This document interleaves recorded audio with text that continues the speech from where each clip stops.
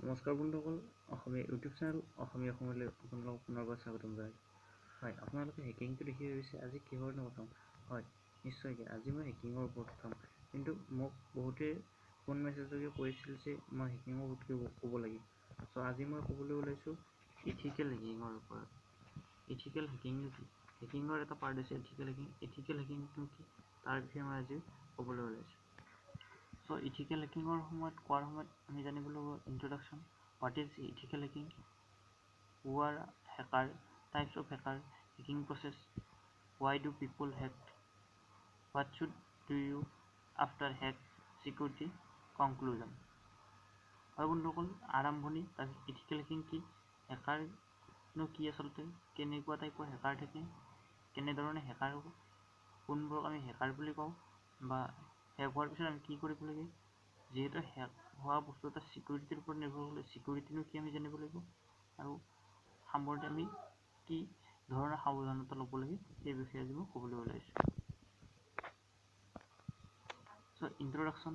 Ethical hacking is a known presentation testing or white hat making involves that the same tools, tricks and techniques that hacker use, but with one major difference, that ethical hacking, legal hacking.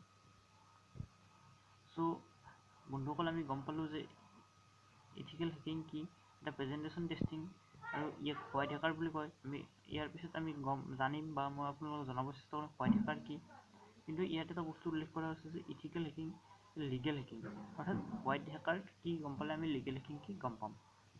Hacking বাৰু legal হ'ব পাৰেনে, এই সম্বন্ধে আপোনালোকৰ মনত নিশ্চয় প্ৰশ্ন আহিছে। চ' বন্ধুসকল আমি জানো আহক ইথিকেল হেকিং কি। ইথিকেল হেকিং হৈছে এনেকুৱা এক প্ৰকাৰৰ হেকিং যি প্ৰকাৰ হেকিঙত নেকি আমি এটা বস্তু ডেমেজ নকৰাকৈ আমি অ'নাৰৰ পাৰ্মিশ্যন লৈ আমি কেনেধৰণে আচলতে হেক কৰিব পাৰোঁ। হেক কৰি আচলতে যিকোনো এটা ছিষ্টেমত কি ডিফল্ট আছে সেইখিনি আমি এজন অ'নাৰ বা এজন প্ৰপাৰেটৰক কেনেকৈ জনাব পাৰোঁ, সেইটোকে আমি সাধাৰণতে ইথিকেল হেকিং বুলি কৈছোঁ। হেকাৰনো কি আচলতে? A person who enjoyed learning details of programming language or system. যোনে নেকি a person who enjoy actually doing the program. A person who pick up programming quickly. A person who is expert in particular programming language or system. So আমি hacker বুলি কৈছোঁ যিসকলে সেই programming language ভালদৰে জানে আৰু এটা চিষ্টেম ক্ৰেক কৰি কেনেদৰে চিষ্টেমটোৰ ভিতৰত সোমাব পাৰে, সেই তেওঁলোকক আমি হেকাৰ বুলি সাধাৰণতে জানো। চ' বন্ধুসকল এতিয়া আহিল types of hacker. White hacker, black head hacker আৰু গ্ৰে হেড হেকাৰ। আমি white head hacker, black head hacker আৰু গ্ৰে হেড হেকাৰ এই তিনি ধৰণৰ হেকাৰ সাধাৰণতে পোৱা যায়। White head hacker, these are good hackers, have a guidelines to hack, have a register policy record, have a high pay skill and block themselves in good works, generally owned by the companies for security reasons, generally are used codes. মানে আমি গম পালোঁ যে white hacker, আমি তেতিয়া শুনিছোঁ যে white head hacker কি। হোৱাইট হেকাৰ হৈছে ভাল হেকাৰ। হেকাৰবোৰো ভাল হ'ব পাৰেনে? হয় বন্ধুসকল, হেকাৰো ভাল হ'ব পাৰে। কিছুমান কোম্পানীয়ে নিজৰ চিষ্টেমটো চিকিউৰ কৰি ৰখাৰ কাৰণে নিজাববীয়াকৈ কিছুমান প্ৰগ্ৰেমিং জনা এক্সপাৰ্টক আচলতে হেকিং কৰিবলৈ দিয়ে। এটা ধৰক ছফ্টৱেৰ কোম্পানীয়ে এটা ছফ্টৱেৰ বনালে, যিটো ছফ্টৱেৰ নেকি চাৰ্চ ইঞ্জিন বা তেনেকুৱা ধৰণৰ ছফ্টৱেৰ এটা বনালে, আৰু সেই ছফ্টৱেৰটো বনোৱাৰ পিছত কি হ'ল যে কোম্পানীটো ভাবিলে যে আমাৰ এইটো কিমান চিকিউৰ। চ' মানে কোম্পানীয়ে প্ৰগ্ৰেমিং জনা এক্সপাৰ্টক কি কৰিব পাৰে, হেকিং কৰিবৰ কাৰণে দিব পাৰে, আৰু সেইটো পাৰ্মিশ্যন দিব পাৰে, লাইচেঞ্চ দিব পাৰে, ৰেজিষ্টাৰ পলিচিৰ লাইচেঞ্চ দিব পাৰে, আৰু সেই লাইচেঞ্চটো চৰকাৰেও দিয়ে, কেতিয়াবা কোম্পানী দিয়ে, আৰু হেকিং কৰিব পাৰে। যদিহে হেকিং কৰিব পাৰে সেই এক্সপাৰ্টজনে, তেতিয়া গম পাব কোম্পানীটোৱে যে আমাৰ এইটো দুৰ্বল আছে, চ' আমি আকৌ সেই এক্সপাৰ্ট লগাই কিনে আমি আকৌ চিকিউৰিটিটো টাইট কৰিব লাগিব, চিকিউৰিটি হাইলি চিকিউৰ কৰিব লাগিব। চ' হাইলি চিকিউৰ কৰাৰ কাৰণে এনেদৰে হোৱাইট হেকাৰ লগায়, আৰু হোৱাইট হেকাৰবোৰ সাধাৰণতে গুড হেকাৰ বুলি সেইবাবে কোৱা হয়। তাৰপিছত আহিল bad hat hackers. Very dangerous person, always have move to earn profit and belongs themself it most criminal activities, there's harm to and blackmailing. এই বেড হেড হেকাৰবোৰ হৈছে যিসকলে মানে আমি যে হেক হোৱা বুলি জানো সেইটো হৈছে বেড হেড হেকাৰে কৰে। যিটো হেকাৰ আচলতে বহুত ডেঞ্জাৰাছ হয়, তেওঁলোক প্ৰগ্ৰেমিং ভালদৰে জানে, তেওঁলোকে নিজৰ প্ৰফিটৰ কাৰণে, নিজৰ লাভৰ কাৰণে, অৰ্থ লাভৰ কাৰণে তেওঁলোকে কি কৰে, কিছুমান তেনেধৰণৰ ৱেবছাইট বা কিছুমান তেনেকুৱা ডিফেন্সৰ ৱেবছাইট হ'ব পাৰে, তেনেকুৱা ৱেবছাইট হ'ব পাৰে, কিছুমান তেওঁলোকে হেক কৰে। আৰু তেওঁলোকে আচলতে হেক কৰি বা কিছুমান পাৰ্চনেলিটি থকা বস্তু দ্বাৰা হেক কৰিলে আপোনাৰ জিমেইলটো আপোনাৰ হেক কৰিলে, জিমেইল সাধাৰণতে হেক কৰিব নোৱাৰে, কিন্তু মানে উদাহৰণ দিছোঁ যে আপোনাৰ জিমেইলটো হেক কৰিলে আৰু আপোনাৰ জিমেইলত পাৰ্চনেল বস্তু আছিলে, চ' মানে এই হেক কৰি আপোনাক ব্লেকমেইলিং কৰে। এই হেকাৰটো হৈছে চবতকৈ ডেঞ্জাৰাছ হেকাৰ, ব্লেক হেট হেকাৰ। তাৰপিছত গ্ৰে হেট হেকাৰ্ছ। গ্ৰে হেট হেকাৰ্ছক আমি সাধাৰণতে ৰেড হেকাৰ্ছ বুলি, ৰেড হেট হেকাৰ্ছ বুলি লিখোঁ। ইয়াত লিখা আছে অলৱেজ নন এজ ৰেড হেট, অৰ্থাৎ অলৱেজ নন এজ ৰেড হেট হেকাৰ্ছ। আমি তেওঁলোকক ৰেড হেট হেকাৰ্ছ বুলি জানো। Perform both task fair well আৰু আনফেয়াৰ। আচলতে তেওঁলোকে কেতিয়াবা গুড হেকাৰ্ছৰো কাম কৰে, কেতিয়াবা বেড হেকাৰ্ছৰো কাম কৰে। আৰু গুড হেকাৰ্ছৰ কাম কৰিলে ভাল, কিন্তু বেড হেকাৰ্ছৰ কাম কৰিলে তেওঁলোকে লিটিল হাই পে পায়, গতিকে মানে বেড হেকাৰ্ছৰ নিচিনাই কাম কৰে, কিন্তু তেওঁ বেড হেকাৰ্ছৰ নিচিনা কাম কৰি পিনে একেবাৰে বেয়া কাম নকৰে, চ' মানে তেওঁলোকে গুড হেকাৰ বুলিও ক'ব পাৰি। কেতিয়াবা তেওঁলোকৰ মন গ'লে তেওঁলোকে কি কৰে, কোম্পানীৰ ভালৰ কাৰণে কাম কৰে, কেতিয়াবা বেয়াৰ কাৰণে কাম কৰে, চ' মানে তেওঁলোকক ইন জেনেৰেলি তেওঁলোক ডেঞ্জাৰাছ নহয় বুলিও ক'ব পাৰি, কিন্তু চামটাইম তেওঁলোকে ডেঞ্জাৰাছ হৈ উঠে।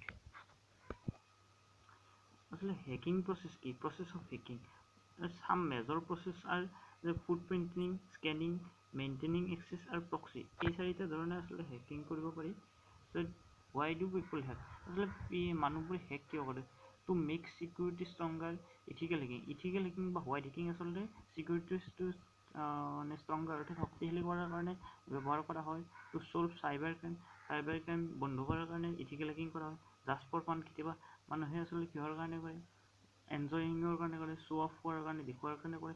হেক আদাৰ system secretly and still information, আচলতে ইনফৰমেশ্যন চুৰ কৰাৰ কাৰণে হেক কৰে। আচলতে হেকিংটো আচলতে একেবাৰে ভাল বস্তু নহয়। হেকটো মনে মনে কৰা বস্তুটোকে হেক বুলি কোৱা হয়। ধৰক আপোনাৰ কম্পিউটাৰটো বা আপোনাৰ মোবাইলটো হেক হ'লে আপুনি কি কৰিব? What should U do after hack? আপুনি হেক হোৱাৰ পিছত কি কৰিব? লগে লগে এই চাৰিটা নিয়ম: shut down the system or turn of the system. হয়তো আপুনি চিষ্টেমটো বা কম্পিউটাৰটো বা মোবাইলটো অফ কৰি দিব, শ্বাট ডাউন কৰিব, নহ'লে টাৰ্ণ অফ কৰিব। Separate the system from the নেটৱৰ্কৰ পৰা আপুনি ছেপাৰেট কৰি দিব। ধৰক আপোনাৰ ৱাইফাই লগোৱা আছে, আপোনাৰ নেটটো ব্যৱহাৰ হৈ আছে, কম্পিউটাৰ মোবাইল, লগে লগে নেটটো অফ কৰি দিব, শ্বাট ডাউন কৰি দিব। ৰিইনষ্টল দ্য অল প্ৰগ্ৰেম, আপোনালোকে যিবোৰ প্ৰগ্ৰেম ইনষ্টল কৰা আছিল সেইবোৰ আনইনষ্টল কৰি নতুনকৈ ইনষ্টল কৰিব। চেঞ্জ ইউৰ অল পাছৱৰ্ড, আপোনাৰ মোবাইলত ধৰক ফটোত এটা পাছৱৰ্ড দিয়া আছে, ইমেইলত এটা, ফেচবুকত এটা, মেছেজত এটা, জিমেইলত এটা, তেনেকৈ ধৰক আপোনালোকৰ বেলেগ বেলেগ ছফ্টৱেৰত বেলেগ বেলেগ পাছৱৰ্ড দিছে, অল পাছৱৰ্ডটো আপুনি লগে লগে চেঞ্জ কৰি দিব, যদিহে আপোনাৰ হেক হোৱা বুলি আপুনি জানিব পাৰিছে। এতিয়া হেক হোৱাৰ পিছত আমি চিকিউৰিটিৰ কথা। চিকিউৰিটিৰ কাৰণে আপুনি যিহেতু ইণ্টাৰনেট ব্যৱহাৰ কৰে, গোটেই এণ্টিভাইৰাছ ইউজ কৰিব লাগিব, পাছৱৰ্ড প্ৰটেক্টেড এডমিন একাউণ্ট থাকিব লাগিব আপোনাৰ তাত, log out every time use email আৰু এনি ছ'চিয়েল নেটৱৰ্ক হৈছে। আমি বহুতে কি কৰোঁ যে নেটৱৰ্কটোত আমাৰে মোবাইল কোনো নালাৰে কাৰণে আমি ফেচবুকটো লগ ইন কৰি থৈ দিওঁ, ডাইৰেক্ট ক্ল'জ কৰি দিওঁ, আমি লগত নকৰোঁ, জিমেইলটো খুলি থৈ দিওঁ, ইমেইল খুলি থৈ দিওঁ, আমি য়াহু মেইল খুলি থৈ দিওঁ, আমি লগত নকৰোঁ। আচলতে তেনেকুৱা নহয়। আপোনালোকে যেতিয়াই কম্পিউটাৰ ব্যৱহাৰ কৰিব তেতিয়া পাছৱৰ্ড মাৰি খুলিব, আৰু যেতিয়া ব্যৱহাৰ নকৰে, যদি আপোনাৰ নেটটো লগোৱা নাথাকে তেতিয়া আপুনি কি কৰিব, হ'লেও লগ আউট কৰি থ'ব। হয়তো আপোনাৰ নেটটো লগোৱাৰ লগে লগে আপোনাৰ এই বস্তুটো হেক হ'ব পাৰে। Do not show' all information Facebook, আপোনালোকৰ এই ফেচবুকত গোটেইখিনি ইনফৰমেশ্যন আপোনালোকে শ্বেয়াৰ কৰি নিদিব। যেনে আপোনাৰ নম্বৰটো দিব পাৰে, আপোনালোকৰ ধৰক কেনেকুৱা ক'ত বাস কৰে, Nalbari, leaves in Nalbari, leaves in Guwahati, leaves in Mumbai দিব পাৰে, কিন্তু আপোনালোকে কোনখিনি ঠাইত বাস কৰে, কি ঠাইত বাস কৰে বা একাউণ্ট নম্বৰ এইবোৰ নিদিব। Use trusted browser, trusted browser use কৰিব, যেনে গুগল, মাইক্ৰ'ছফ্ট, ইণ্টাৰনেট এক্সপ্ল'ৰাৰ, তেনেকুৱা ধৰণৰ যিবিলাক ট্ৰাষ্টেড ব্ৰাউজাৰ ব্যৱহাৰ কৰে। ডট অপেন স্পাম, আপোনালোকে দেখিছে জিমেইল ব্যৱহাৰ কৰি বা তেনেকুৱা মেইল ব্যৱহাৰ কৰিলে জিমেইলৰ সাধাৰণতে এটা ইনবক্স আহে, ড্ৰাফ্ট আহে, স্পাম বুলি আহে। সেই স্পামটো কোনোদিন অ'পেন নকৰিব, তাত কিছুমান এণ্টিভাইৰাছৰ সেই স্পামবোৰ ষ্টক কৰি থৈ দিয়ে, এণ্টিভাইৰাছে কেতিয়াও চিনি কৰিব নোৱাৰিব পাৰে। সেই স্পামবোৰ যেতিয়া থাকে তাত কিছুমান ভাইৰাছ আহে, আৰু সেই ভাইৰাছৰ বা EXE ফাইল আহিব পাৰে, সেইবোৰ দ্বাৰা আপোনাৰ কম্পিউটাৰটো বা আপোনাৰ ইনফৰমেশ্যনখিনি গোটেই হেক হৈ যাব পাৰে। ত' স্পামটো আপোনালোকে অ'পেন নকৰিব। আৰু ট্ৰাষ্টেড ব্ৰাউজাৰ যেনে ধৰক আপোনাৰ গুগল বা ইণ্টাৰনেট এক্সপ্ল'ৰাৰ সেইবোৰ ব্যৱহাৰ কৰিব। চ' ট্ৰাষ্টেড ব্ৰাউজাৰৰ কথা মানে কি, ট্ৰাষ্টেড হৈছে বিশ্বাসী ব্ৰাউজাৰ। বিশ্বাসী ব্ৰাউজাৰ হৈছে গুগলৰ কথা ক'ব পাৰে তেনেকুৱা। চ' এইখিনি, যদি ভিডিঅ'টো চাই ভাল লাগিলে তেতিয়াহ'লে লাইক কৰিব, কমেণ্ট কৰিব, শ্বেয়াৰ কৰিব। বন্ধুসকলৰ মাজত শ্বেয়াৰ কৰি দিব, লাইক কৰিব, কমেণ্ট কৰিব আৰু শেষত মোৰ চেনেলটো ছাবস্ক্ৰাইব কৰিব যদিহে আপুনি নতুন ডিটেইল ছাবস্ক্ৰাইব কৰিব আৰু ঘণ্টা বুটামটো দবাই দিব যাতে মই বনোৱা এনেকুৱা ধৰণৰ প্ৰত্যেকটা ভিডিঅ' আপুনি দেখা পায়। চ' আজিলৈ এইখিনি, ধন্যবাদ, জয় আই অসম।